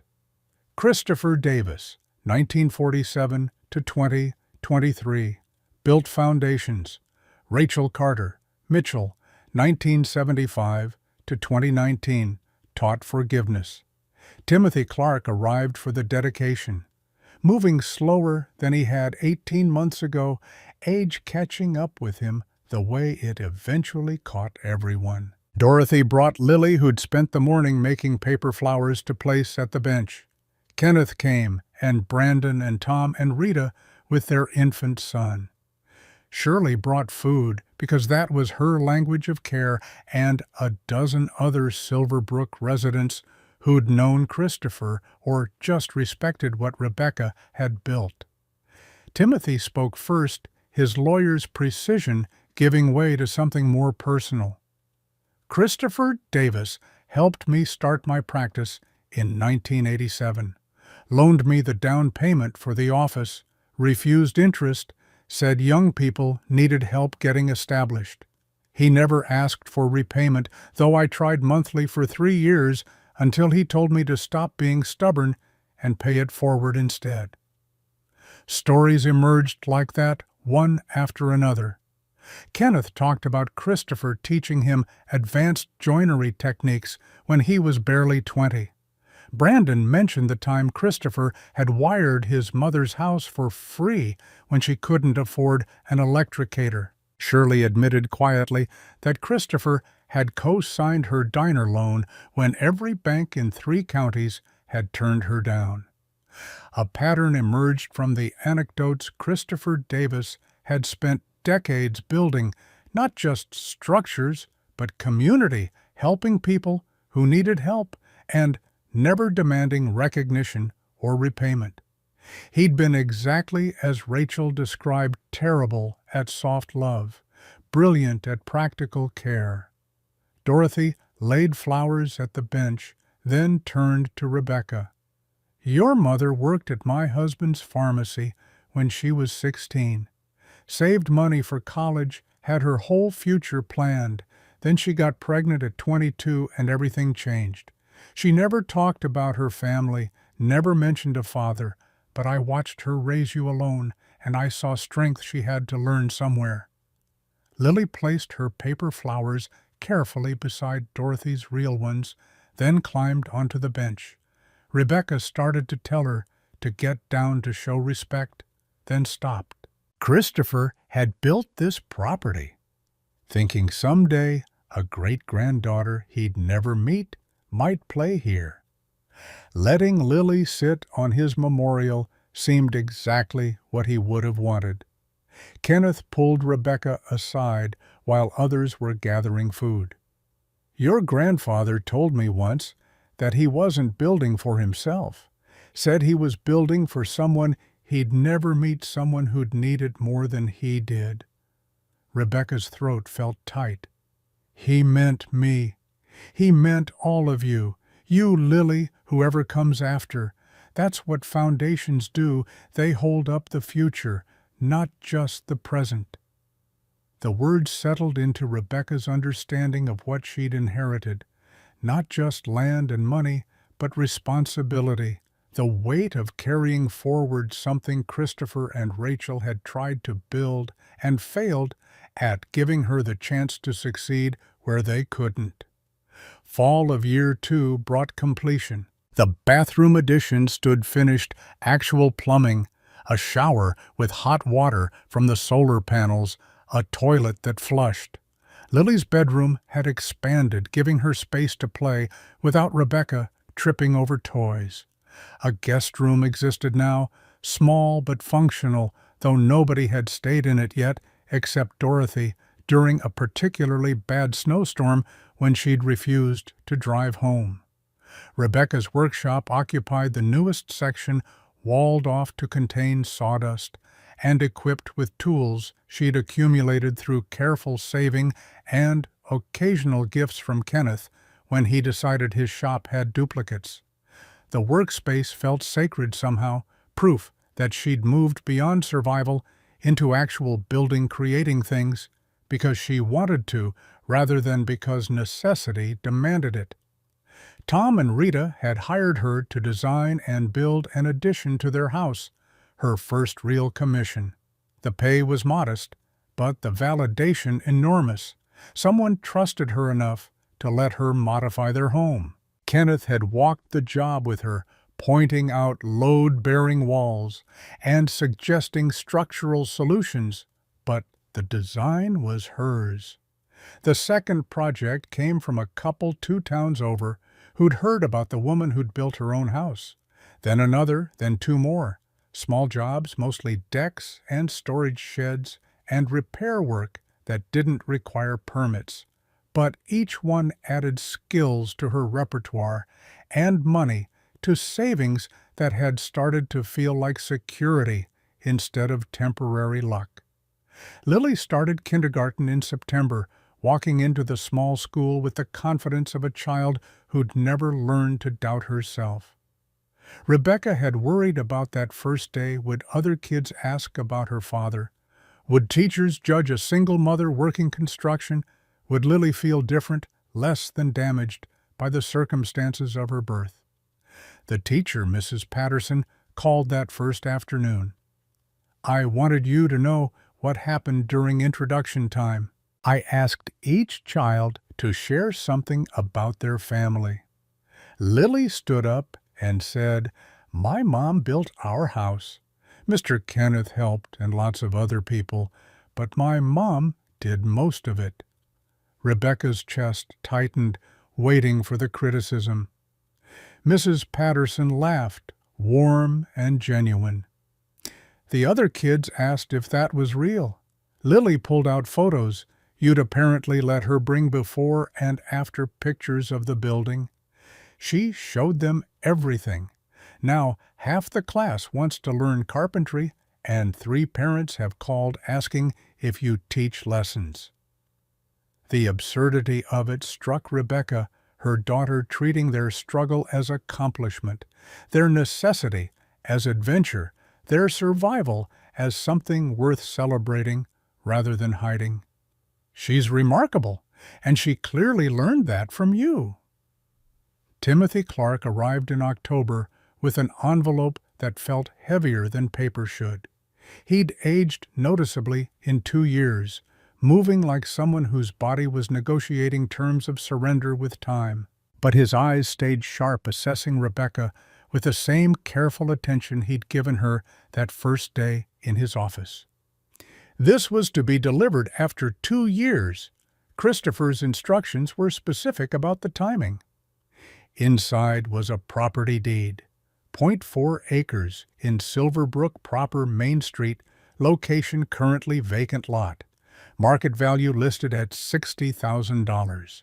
He bought this in 2015, held it specifically for you with instructions that it only transferred if you stayed at the mountain property for 24 months.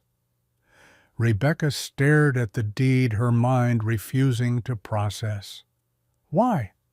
Timothy's expression held something that might have been pride or might have been the satisfaction of watching a plan unfold exactly as designed. Christopher believed in foundations literal and metaphorical. If you lasted 2 years in the mountains, you'd proven you could build something real. This lot gives you the option to expand that building into whatever comes next. Business, second home, investment property, your choice. The note attached in Christopher's handwriting was brief. If you made it 2 years, you'll make it forever. This lot is yours. Build whatever you want. You earned it. Rebecca folded the note carefully. Earning had never felt this way before. Not like wages for labor completed, but like recognition that she'd become someone different than the desperate woman who'd arrived with $47 and no options. Kenneth's opinion, delivered the next morning while they reviewed inventory, was characteristically practical. Town lots worth more than the mountain property, probably worth more than everything you've built combined. You could sell it, bank the money for Lily's education. Rebecca had considered exactly that during a sleepless night of financial calculations. Or you could build something that lasts longer than your immediate needs. Workshop, maybe. Somewhere to take on bigger projects. Teach people what you've learned. The idea took root, not a business exactly, but a space where knowledge could transfer the way it had transferred to her. She'd learned from Kenneth, from Brandon, from every person who'd taken time to explain principles instead of just doing work for her. Maybe she could do that for someone else. Lily voted for the workshop when Rebecca explained the options during dinner. Then you could teach me to build stuff. You're 5. Great-Grandpa Christopher started planning when I was 0. I'm already behind. The logic was flawed, but the sentiment perfect. Rebecca started drawing plans that night, creating blueprints that Christopher would have recognized, careful measurements, structural integrity, prioritized form following function. 3 years telescoped past in the way time moves when you're too busy living to notice its passage. The mountain property gained small improvements: better solar array, upgraded insulation, a porch that wrapped halfway around the building and caught sunset views that made Kenneth admit grudgingly that maybe the middle of nowhere had advantages cities couldn't match. The town workshop became Mitchell Construction, though calling it construction implied scale Rebecca hadn't achieved. More accurate would be Mitchell Carpentry and Repair, or Mitchell's Place Where Things Get Fixed. But Kenneth had insisted the sign project authority, even if reality was more modest. She'd hired 2 people, both young men from Silverbrook who'd grown up watching their town shrink and wanted reasons to stay. Teaching them felt like paying forward every lesson she'd received, and their youth meant they asked questions she had to research, forcing her to learn deeper principles than surface competence required. Lily at 7 had become her mother's shadow whenever Rebecca allowed it. School days meant homework and friends and the normal rhythm of childhood. But weekends often found her at the workshop, wearing safety goggles that were comically large on her small face, learning to measure and cut and sand under Rebecca's patient supervision. The school project arrived in spring of that 3rd year. Students were assigned to present on My Hero with visual aids and a 3-minute speech. Lily had labored over hers for 2 weeks, refusing Rebecca's offers to help, insisting this needed to be her own work. Mrs. Patterson called the afternoon of presentations. "I thought you'd want to know what Lily did today." Rebecca's stomach dropped, conditioned by years of worry that good news was always precursor to disaster. "She presented on you, brought before and after photos of the mountain property, explained how you learned construction from books and Mr. Kenneth, told the class her mom built their house when she was 3 because you didn't have anywhere else to go." The class had apparently sat in silence through the whole presentation, unusual for 7-year-olds who fidgeted through anything longer than 30 seconds. Then I asked what she learned from your example. You know what she said. Rebecca's voice barely worked. "What?" She said that being scared is okay, giving up isn't. My mom was probably scared lots, but she kept building anyway because that's what you do when people need you to be strong. The words hit Rebecca like physical impact. She'd tried so hard to shield Lily from fear, from uncertainty, from the knowledge of how close they'd come to losing everything. But apparently, children saw through parental protection to truth beneath. And what Lily had absorbed wasn't trauma, it was resilience. Half the parents have asked for copies of the photos. I think you've inspired more people than you realize. Rebecca sat in the workshop after the call ended, surrounded by sawdust and unfinished projects, and the accumulated evidence of 3 years of learning to build things that lasted. She thought about Christopher, who'd spent 30 years planning for someone he'd never meet. About Rachel, who'd forgiven her father only when dying made pretending pointless. About Lily, who'd transformed their struggle into story worth telling. Foundations weren't just concrete and lumber. They were choices compounding across time, each decision creating surface for the next one to build upon. Christopher had laid groundwork he'd never see completed. Rebecca was raising it into structures that would outlast her.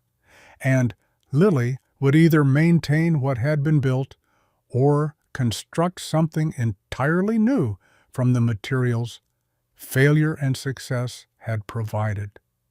The memorial bench had become a ritual. Twice a year, Christopher's birthday in April, Rachel's in November, Rebecca brought Lily to sit and talk about the ghosts who'd made their life possible. She'd started writing in Christopher's journal again, adding entries that continued conversations he'd started decades ago. Dear Christopher and Rachel, 3 years since I arrived with nothing. Lily's 7 now, smart and stubborn and completely certain she can do anything because nobody taught her to doubt herself. I understand what you were trying to give me. Not money, though, that helped. Not land, though, that provided foundation. You were trying to prove that broken things can be rebuilt if someone cares enough to learn how. Mom, you forgave Christopher, but couldn't face him. I get that now. Some hurts run too deep for easy repair. But you told him to help me, and he did. That's love working across death, across failure, across everything that should have made connection impossible. Christopher, you bought this land for Mom, and she never came. But I did, and I've built something here that neither of you could, a place where love isn't performance or obligation, where Lily learns she's valued not for perfection, but for trying. You both failed at what you attempted, but your failures gave me the materials to succeed. That's what foundations do. They support structures the original builders never imagined holding up futures they won't see, but made possible anyway. Thank you for the $10 property. Thank you for the $24,000. But most of all, thank you for believing I was worth the investment before I knew how to believe in myself. Lily wants to build things. I'm teaching her. Not just carpentry, but how to construct a life that stands on principles instead of accidents. She'll probably tear down half of what I've built and remake it her own way. That's good. That's what the next generation should do, take foundations and build skyward. I think about you both every day. Miss people I never met. Grieve relationships that never existed. But I'm grateful for what you left behind. Grateful that failure doesn't have to be final. That broken families can heal across generations if someone's willing to do the work.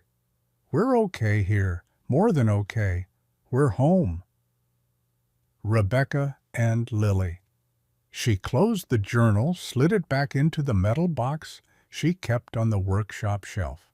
Lily wandered over from where she'd been sweeping sawdust, always finding small ways to help without being asked. Mom, why do you write to dead people? Rebecca considered how to explain that memory was conversation, that honoring the past meant dialogue with ghosts who shaped present reality.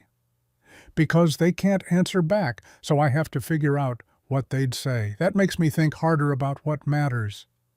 Lily absorbed this with the seriousness she brought to everything. Do you think Great-Grandpa Christopher would like what we built? Rebecca looked around the workshop tools, organized on pegboard projects in various stages of completion, wood stacked according to type and dimension. Then thought about the mountain property, about walls that held against winter, and a roof that didn't leak, and a daughter who'd never known homelessness. I think he'd say we built it right. Good foundations, solid structure, room to grow. What about Grandma Rachel? That was harder. Rachel, who'd run from her father's hard love, who'd raised Rebecca alone with no help and no acknowledgement, that sometimes accepting help was strength rather than weakness. I think she'd say we're braver than she was, and she'd be proud of that. Lily nodded satisfied and returned to sweeping. Rebecca watched her daughter work, seeing Christopher's careful precision in how she organized the dustpan, seeing Rachel's stubborn independence in the way she refused help she didn't need. 3 generations of broken trying to heal, and maybe it was working. Maybe foundation repair happened this slowly, one careful measurement at a time, each generation fixing what the previous one couldn't reach, building upward toward something none of them would live to see completed. Kenneth appeared in the workshop doorway, pushing like every step required, negotiation with joints that had forgotten how to cooperate without complaint. 64, now officially semi-retired, though he still showed up most mornings to criticize Rebecca's latest project with the kind of precision that meant he cared about the outcome. "Lily, your mom teaching you to measure." Lily held up the tape measure she'd been using to organize sawdust piles by size, a task Rebecca hadn't assigned but made perfect sense to a 7-year-old mind. "Measure 3 times cut once. Mom says you taught her that." Kenneth's expression softened in ways Rebecca rarely saw. "She teach you why? Because fixing mistakes costs more than doing it right the first time." "Smart kid." He settled onto the stool Rebecca kept for when his knees needed rest, but his stubbornness insisted on staying. "Got word this morning. Tom and Rita are moving. Job offer in Denver too good to pass up. They're selling the house."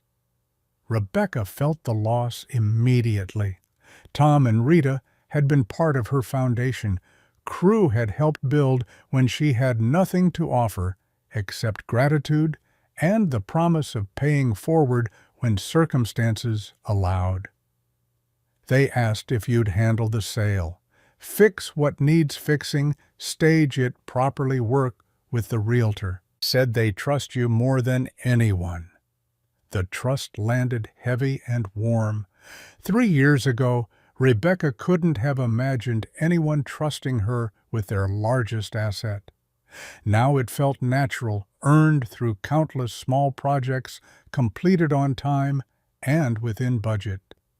"I can do that." Kenneth nodded like he'd never doubted it. "You've come a long way from the woman who couldn't tape a tarp over a broken window."